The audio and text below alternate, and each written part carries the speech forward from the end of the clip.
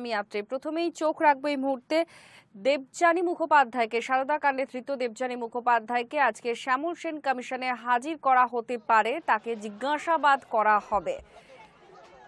সারদা কাণ্ডে ধৃত অন্যতম মূল অভিযুক্ত দেবযানী মুখোপাধ্যায়, তাকে আজ শ্যামল সেন কমিশনে আনা হবে জিজ্ঞাসাবাদের জন্য।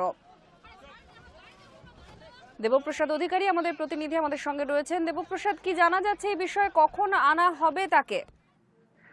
দেখো আত্রি, শ্যামল সেন কমিশনে দেবযানী মুখোপাধ্যায়কে বেশ কিছুক্ষণ আগেই তাকে নিয়ে আসা হয়েছে এবং আমরা বিশেষ সূত্র মতে যেটা জানতে পারছি, কারণ এই মুহূর্তে শ্যামল সেন কমিশনের তাকে আনার পরে তাকে জিজ্ঞাসাবাদ করা হচ্ছে।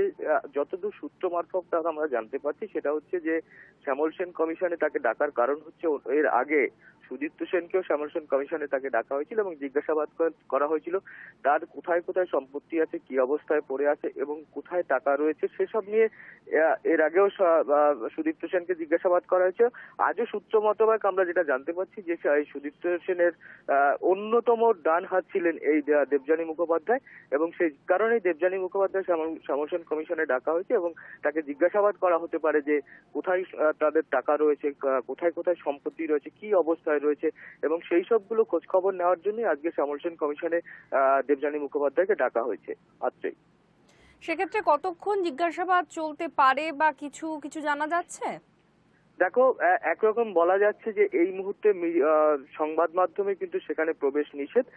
যে দেবযানী মুখোপাধ্যায়কে যেখানে রাখা হয়েছে এবং শ্যামল সেন কমিশনের যারা জিজ্ঞাসাবাদ করছেন তারা কিন্তু এই মুহূর্তে সেখানে সাংবাদিকদের প্রবেশ নিষেধ, অর্থাৎ রুদ্ধদ্বার জিজ্ঞাসাবাদ হচ্ছে এবং কতক্ষণ চলবে অর্থাৎ এটা এখনই এই মুহূর্তে বলা সম্ভবপর নয়।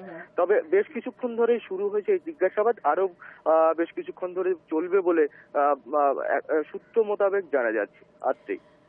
ধন্যবাদ। কলকাতার প্রতিনিধি দেবপ্রসাদ অধিকারী আমাদের সঙ্গে ছিলেন। জিজ্ঞাসাবাদ করা হচ্ছে দেবযানী মুখোপাধ্যায়কে শ্যামল সেন কমিশনে, ইতিমধ্যেই তাকে আনা হয়েছে। তার জিজ্ঞাসাবাদ যেমন করা হচ্ছে, কারণ সারদা কাণ্ডে সুদীপ্ত সেনের সঙ্গে অন্যতম যে অভিযুক্ত ছিলেন তিনি হলেন দেবযানী মুখোপাধ্যায় এবং দেবযানী মুখোপাধ্যায় সুদীপ্ত সেনের ডান হাত ছিলেন।